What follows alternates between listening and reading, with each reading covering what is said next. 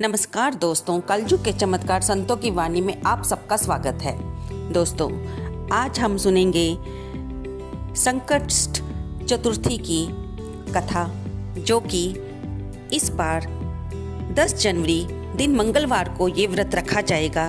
ये व्रत भगवान गणपति जी और संकष्टा माता को समर्पित है।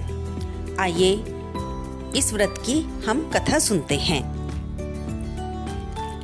इससे पहली वीडियो में हमने आपको इस व्रत के बारे में सारी जानकारी दी थी कि इस व्रत का क्या मुहूर्त है, यानी ये तिथि कब से शुरू होकर कब समाप्त होगी, चंद्रोदय का समय क्या है, इस दिन हम क्या प्रसाद बनाएं और भगवान को क्या अर्पित करें, भगवान की पूजा कैसे करें और किस मंत्र का जाप करें। आइए अब हम सुनते हैं इस व्रत की 2 कथाएं। आइए सुनते हैं संकट चौथ व्रत की पहली कहानी। एक गांव में एक देवरानी और जेठानी रहती थी। जेठानी बहुत अमीर थी, लेकिन देवरानी बहुत गरीब थी। देवरानी के पति लकड़ी काटने का काम करते थे। किसी समय लकड़ी मिल जाती और किसी समय ना मिलती, जिसके कारण घर का गुजारा बहुत मुश्किल से होता था। देवरानी जेठानी के घर पर ही काम करती और सारा दिन काम करने के बाद उसकी जेठानी उसे बदले में कपड़े या कुछ बचा खुचा खाना दे देती, जिससे देवरानी और उसके परिवार यानी उसके बच्चों का और पति का पेट भरता। एक दिन जब संकट चौथ का दिन आया तो देवरानी, जो कि सभी संकट चौथ के व्रत रखती थी, उसने भी माघ मास की तिलकुटा चौथ का व्रत रखा और थोड़े से गुड़ और तिल को मिलाकर तिलकुट का प्रसाद बनाया और उसे ऊपर छींके में रखकर वह चली गई। उसने ये सोचा कि जब वह वापस आएगी तब भगवान गणपति जी को अर्पित करके वह अपने व्रत को खोलेगी। फिर वह जेठानी के घर गई, वहाँ का सारा काम किया, खाना बनाया और बच्चों से बोली कि आप खाना खा लो। तब बच्चों ने कहा कि हमारी माँ ने तो व्रत रखा है, माँ भूखी है, जब माँ खाएगी तो हम उसके साथ ही खाएंगे। उसने अपने जेठ को बोला कि वे खाना खा लें, तो उसके जेठ ने भी यही कहा कि जब सभी खाना खाएंगे तभी वह खाना खाएगा। फिर वह जाते हुए जेठानी से बोली कि उसे कुछ खाने के लिए दे दें। तब उसकी जेठानी ने कहा कि अभी तो किसी ने खाना नहीं खाया है, मैं तेरे को कैसे दे दूं? सुबह आकर जो बचा हुआ खाना होगा वो ले जाना। देवरानी खाली हाथ वापस आ गई। जब वह घर आई तो बच्चे और उसका पति उसकी प्रतीक्षा कर रहे थे कि आज त्योहार का दिन है तो जरूर कुछ अच्छा खाने को मिलेगा। लेकिन जब देवरानी ने बताया कि जेठानी ने उसे कुछ भी नहीं दिया, तब उसके पति को बहुत गुस्सा आया और उसने कपड़े धोने वाले धोवने से उसे पीटा। जब धोवना टूट गया तो उसे पाटे से मारा। अब चोट के से लगी दर्द के कारण वह करा रही थी और दर्द से कराती हुई उसे झोंपड़ी में फर्श पर लेटे हुए नींद आ गई। तो सपने में गणेश जी भगवान आए और उससे पूछा, धोवने से धोई, पाटे से मारी, सो रही है या जाग रही है? तब उसने कहा, थोड़ी सो रही हूँ, थोड़ी जाग रही हूँ। तब गणेश जी ने कहा, धोवने से धोई, पाटे से मारी, क्या मेरे लिए कुछ रखा है? तब उसने कहा, वहाँ छीके में गुड़ और तिल का प्रसाद पड़ा है, आप उसे खा लीजिए। थोड़ी देर बाद गणेश जी फिर बोले, धोवने से धोई, पाटे से मारी, मुझे निपटना है, मैं कहाँ निपटूं? तब वह गुस्से में बोली कि आप सारी झोंपड़ी में जहाँ चाहे निपट लें और मुझे तंग ना करें। सुबह जब उसकी नींद खुली तो उसने देखा उसकी सारी झोंपड़ी की जगह एक महल खड़ा है और जहाँ जहाँ गणेश जी ने चूहे के रूप में निपटा था, वहाँ पर सोने, चांदी, हीरे और अन्न के भंडार भरे पड़े हैं। और उसके माथे पर जहाँ पर उन्होंने पहुँचा था, वहाँ पर हीरे की टिक्की और सोने की बिंदियाँ चमक रही हैं। उसने, उसके पति ने और उसके बच्चों ने सुंदर कपड़े धारण किए हुए हैं। ये देखकर वह समझ गई कि ये सब गणेश जी की कृपा का ही प्रभाव है। वह मन ही मन गणेश जी को धन्यवाद कर रही थी कि इधर जेठानी ने देखा कि देवरानी काफ़ी देर हो गई है, आई नहीं है। तब उसने सोचा कि शायद वो कल की बात का बुरा मान गई, क्योंकि मैंने उसे कुछ भी नहीं दिया था। उसने अपने बच्चों को भेजा और कि जाओ चाची को बुला के लाओ। बच्चों ने वहाँ जाकर देखा कि चाची के घर तो चमक रहा है और वहाँ पर हर तरफ सोना चांदी बिखरा पड़ा है जिसे चाची समेट रही थी। उन्होंने आकर अपनी माँ को बताया। जेठानी ये सुनकर हैरान होगी। वह जल्दी से देवरानी के पास गई और उससे पूछने लगी कि तुझे ये सारी धन दौलत कैसे मिली। देवरानी बहुत भोली थी, उसने पूरी की पूरी बात जेठानी को कह सुनाई।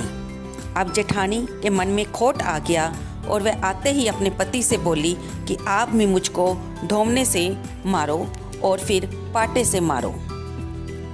उसके पति ने कहा कि मैंने आज तक तुम्हें कभी नहीं मारा है तो अब क्यों मारूं, लेकिन उसने जिद की। तब उसके पति ने मजबूर होकर उसे पहले धोवने से पीटा और फिर पाटे से मारा। तब उसके बाद उसने घी का चूरमा बनाया और उसे छींके पर रख दिया और सोने का नाटक करने लगी। जब उसे नींद आ गई तो सपने में भगवान गणपति जी आए और उन्होंने उससे पूछा कि तू क्या कर रही है और क्या तूने मेरे लिए कुछ बनाया है जिसे मैं खाऊं, मुझे भूख लगी है। तब उसने कहा कि मेरा देवरानी ने तो आपको सूखा तिलकुटे का प्रसाद खिलाया था, मैंने घी का चूरमा बनाया है, वो छींके में पड़ा है, आप उसे खा लीजिए। कुछ देर पर गणेश जी ने पूछा कि मैं अब कहाँ निपटूं। तब जेठानी बोली, मेरा तो कांच का महल है, देवरानी की तो झोंपड़ी थी, आप यहाँ पर निपट लें। तब थोड़ी देर बाद गणपति जी ने कहा कि अब मैं कहाँ पे पहुँचूँ। तब उसने कहा कि आप मेरे बालों से पोंछ लीजिए। अब सुबह जब वह उठी तो उसने देखा कि सारे घर में बदबू फैली हुई है और उसको माथे पर भी गंदगी लगी हुई है। तब उसने इधर उधर देखा, उसके पति को उस पर बहुत गुस्सा आया कि तेरे पास इतना सब कुछ था फिर भी तेरा लालच नहीं भरता, अब तू ही भुगत। वैसा गंदगी को जितना साफ करती वह गंदगी उतना ही फैलती जाती।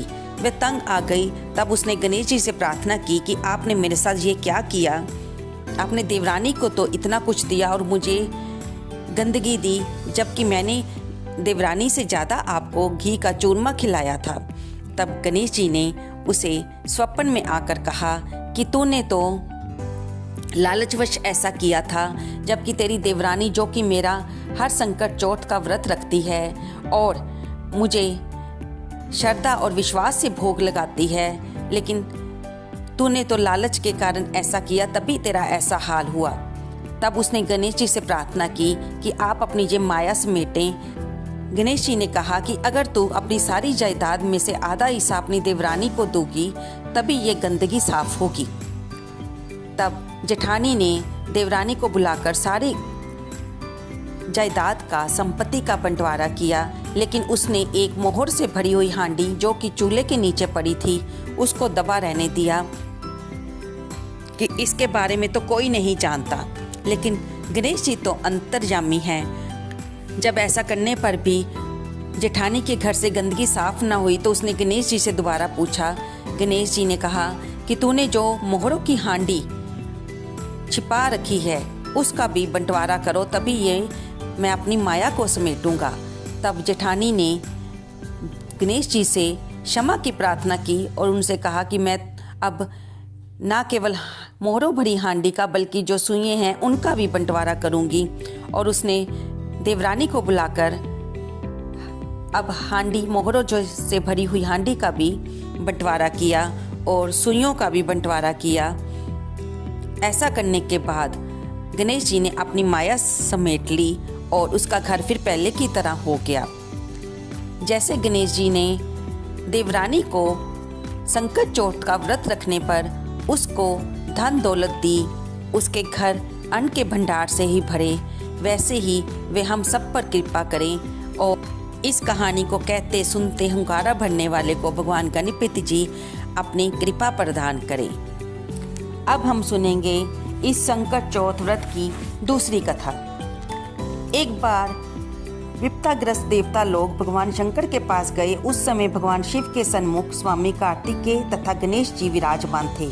शिव जी ने दोनों बालकों से पूछा कि तुम में से ऐसा कौन वीर है जो देवताओं का कष्ट निवारण करे। तब कार्तिकेय जी ने अपने को देवताओं का सेनापति प्रमाणित करते हुए देव रक्षा योग्य तथा सर्वोच्च देव पद मिलने का अधिकारी सिद्ध किया। इस बात पर शिव जी ने गणेश जी की इच्छा जाननी चाहिए। तब गणेश जी ने विनम्र भाव से कहा कि पिताजी, आपकी आज्ञा हो तो मैं बिना सेनापति बने ही देवताओं के कष्टों को दूर कर सकता हूँ। बड़ा देवता बनाए या ना बनाए, मुझे इसकी इच्छा नहीं। ये सुनकर हंसते हुए शिव जी ने दोनों लड़कों को पृथ्वी की परिक्रमा करने को कहा तथा ये शर्त रखी कि सबसे पहले पूरी पृथ्वी की परिक्रमा करके जो वापस आएगा वही वीर तथा सर्वश्रेष्ठ देवता घोषित किया जाएगा। ये सुनते ही कार्तिकेय बड़े गर्व से अपने वाहन मोर पर चढ़कर पृथ्वी की परिक्रमा करने चल दिए। गणेश जी ने समझा चूहे के बल पर पूरी पृथ्वी का चक्कर लगाना बहुत मुश्किल है, इसलिए उन्होंने एक युक्ति सोची। वे अपने चूहे पर बैठ गए और अपने माता पिता की परिक्रमा करने लगे। ऐसा उन्होंने 7 बार किया, यानी 7 बार अपने माता पिता की परिक्रमा की। फिर वे वहीं पर बैठ गए। रास्ते में कार्तिकेय जी को पूरे पृथ्वी मंडल में उनके आगे चूहे का पद दिखाई दिया।